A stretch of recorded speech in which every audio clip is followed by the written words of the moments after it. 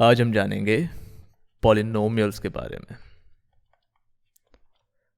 Okay, यहाँ पे poly का मतलब है मैनी और नोमियल्स का मतलब है नेम्स। लेकिन मैथमेटिक्स में हम इसको टर्म्स बोलते हैं, मेनी टर्म्स। सो पॉलिनोमियल्स का मतलब है मेनी टर्म्स। इसका डेफिनेशन है combination of many terms joined together by addition. मैं लिख देता हूं, it is a combination of many terms, right? Many terms joined together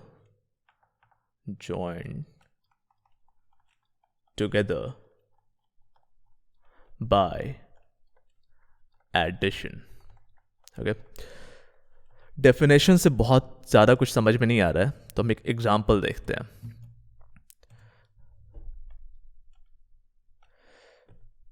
polynomial का एक एग्जाम्पल है 3x² - 5x + 3, राइट?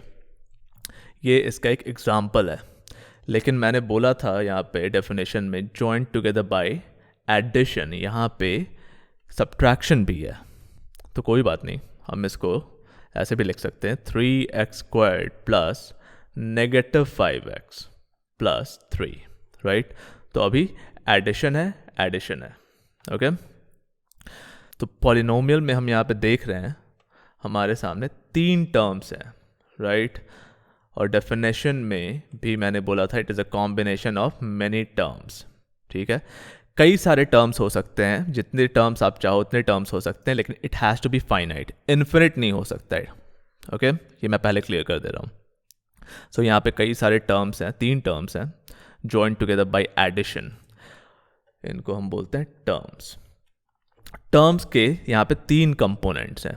पहला कंपोनेंट जो है वो है एक कांस्टेंट, यहाँ पे हम देख रहे हैं एक कांस्टेंट है। इस कांस्टेंट को हम कोएफिशिएंट बुलाते हैं, कोएफिशिएंट।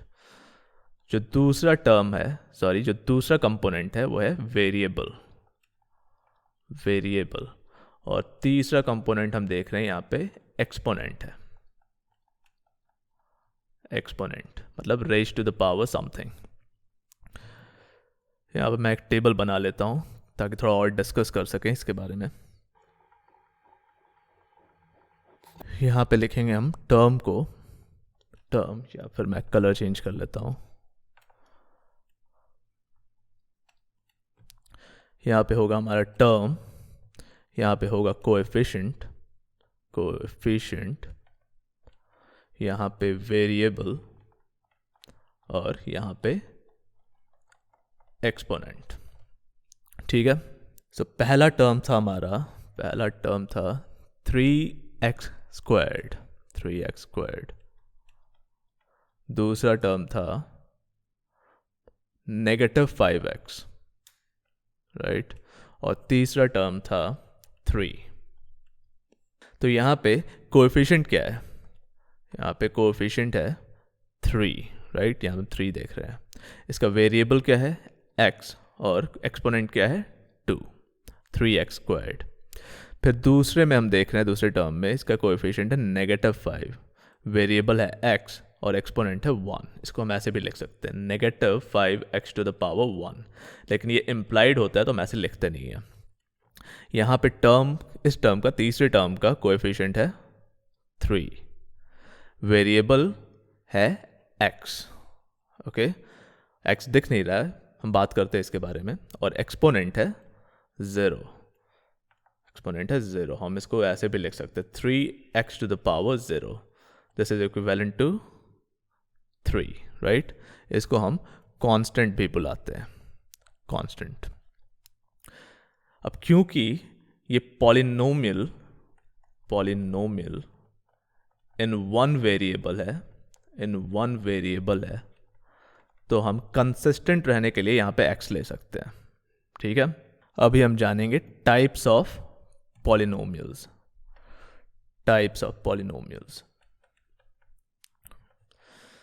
सबसे पहला जो है वो है मोनोमियल। पहला है मोनोमियल। मोनोमियल का मतलब है, मोनो का मतलब वन होता है, मतलब वन टर्म। इस पोलिनोमियल में सिर्फ एक टर्म होता है।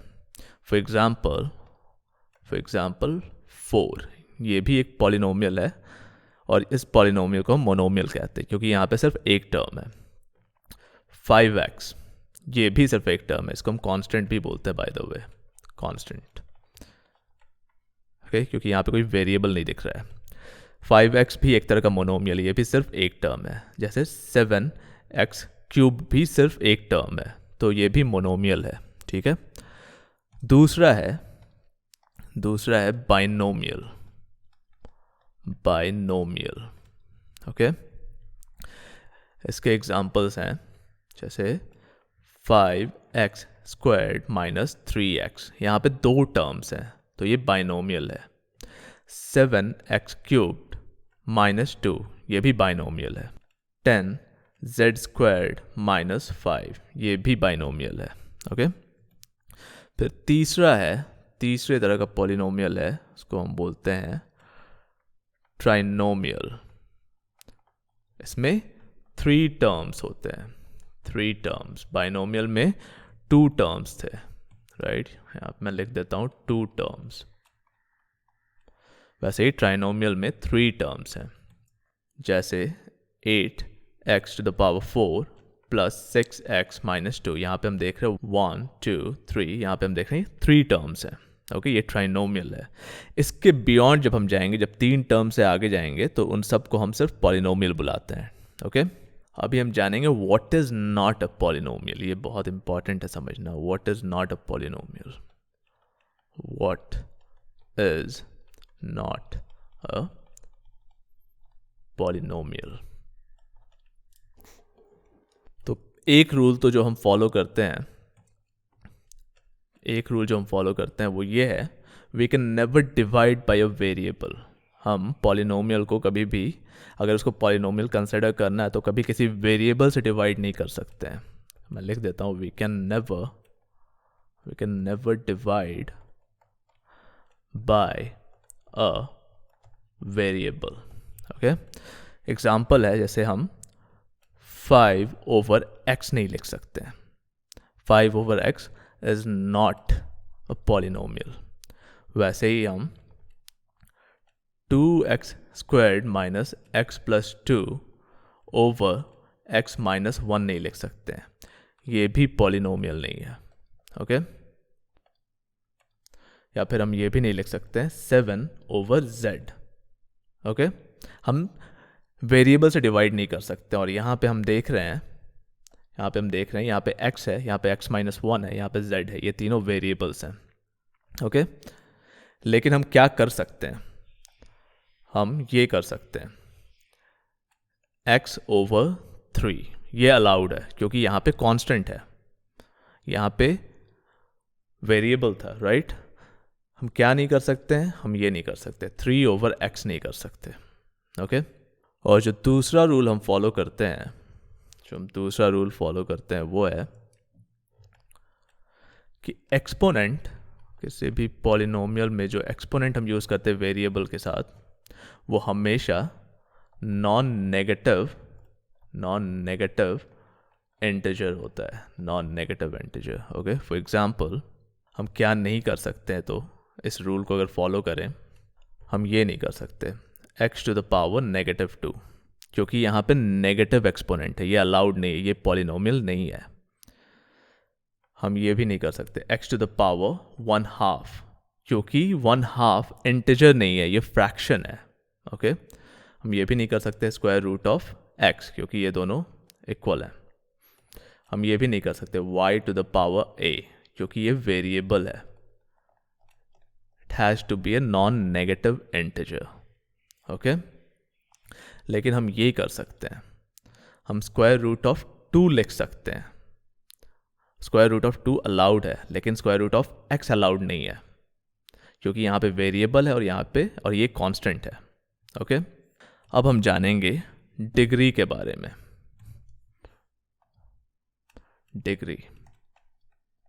जब भी हम पॉलिनोमियल के बारे में बात करते हैं तो दो तरह की डिग्री होती है। पहला, degree of a term, degree of a term. अगर मैं यहाँ पे एक एग्जांपल लिखूँ, 4x to the power 5 plus 3x squared minus 2x plus 1, यहाँ पे 4 टर्म्स हैं, ठीक है। और इन चारों टर्म की अपनी अपनी डिग्री है। यहाँ पे क्या है, इसकी डिग्री है, इसको हम लिख सकते हैं 1x टू द पावर 0, तो इसकी डिग्री है 0 इस टर्म की। इस टर्म की डिग्री है 2x टू द पावर 1, हम इसको लिख सकते हैं, तो इसका है 1, राइट। और यहाँ पे है 2 और यहाँ पे है 5। लेकिन जब कोई हमसे पूछेगा degree of the entire polynomial, degree of the polynomial, तो इस केस में हमारा आंसर होगा, अगर सेम एग्जांपल हम लेते हैं तो इस केस में हमारा आंसर होगा 5। इसकी डिग्री क्या है, इस पॉलिनोमियल की डिग्री है 5, ओके। जो हाईएस्ट डिग्री होती है, जिस भी टर्म पे हाईएस्ट डिग्री है, वो डिग्री होती है पॉलिनोमियल की डिग्री। लेकिन अगर हमारे सामने कुछ ऐसा है 5x cubed y squared, right, यहाँ पे दो वेरिएबल्स हैं, तो इस केस में आंसर क्या होगा, यहाँ पे हम दोनों के डिग्री को ऐड कर देंगे, दोनों वेरिएबल की डिग्री को। 3 + 2 = 5, तो इसका भी आंसर है 3 + 2 = 5 है, ओके। अभी हम एक और एग्जांपल लेते हैं पॉलिनोमियल का। 2x squared plus 5x to the power 6 plus 5 plus 3x cubed minus 2x plus 1, okay. ये एक वैलिड पॉलिनोमियल है, लेकिन ये स्टैंडर्ड फॉर्म में नहीं है, ये स्टैंडर्ड फॉर्म में नहीं है। ऐसा इसलिए है क्योंकि यहाँ पे हम देख रहे हैं एक्सपोनेंट क्या है, इसकी डिग्री है 2, ये है 6, 3, 1 एंड 0, तो ये प्रॉपर ऑर्डर में नहीं है। इसको स्टैंडर्ड फॉर्म में लिखने के लिए हम क्या करेंगे, पहले हम हाईएस्ट डिग्री लेंगे सबसे पहले, जो जिसकी डिग्री सबसे ज़्यादा है, उसके बाद फिर हम लोएस्ट डिग्री की तरफ जाएंगे, ओके।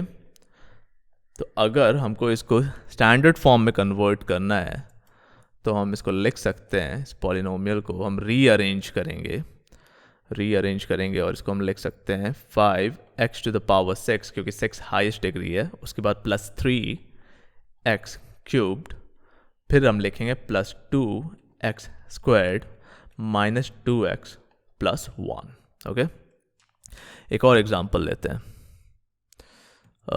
इस बार हमें दिया गया है 2x minus 3x squared minus 4x cubed. अगर इसको हमें स्टैंडर्ड फॉर्म में लिखना है तो हम कैसे लिख सकते हैं, इसको हम लिख सकते हैं, इस टर्म को हम इधर लेते आएंगे -4x क्यूब्ड, क्योंकि इसका कोएफिशिएंट -4 है, तो साइन के साथ, नेगेटिव साइन के साथ ये इधर आएगा। फिर हम लिखेंगे minus 3x squared plus 2x, okay. तो इस वीडियो के लिए इतना काफ़ी है, और जाने से पहले हम सिर्फ एक छोटी सी बात जान लेते हैं। जब भी हम 2 या 2 से ज़्यादा पॉलिनोमियल्स को ऐड करते हैं तो हमारा रिजल्ट पॉलिनोमियल होता है, और जब हम 2 या 2 से ज़्यादा पॉलिनोमियल को मल्टीप्लाई करते हैं तब भी हमारा रिजल्ट पॉलिनोमियल होता है, ठीक है।